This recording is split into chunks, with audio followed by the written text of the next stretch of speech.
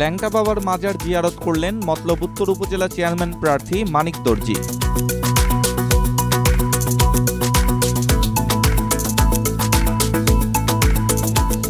শাহ সোলেমান ল্যাংটা বাবার মাজার জিয়ারত করেছেন মতলব উত্তর উপজেলা পরিষদ নির্বাচনে চেয়ারম্যান প্রার্থী মানিক দর্জি। মঙ্গলবার দুপুরে নেতাকর্মীদের সাথে নিয়ে তিনি শাহ সোলেমান ল্যাংটা বাবার মাজার জিয়ারত করেন।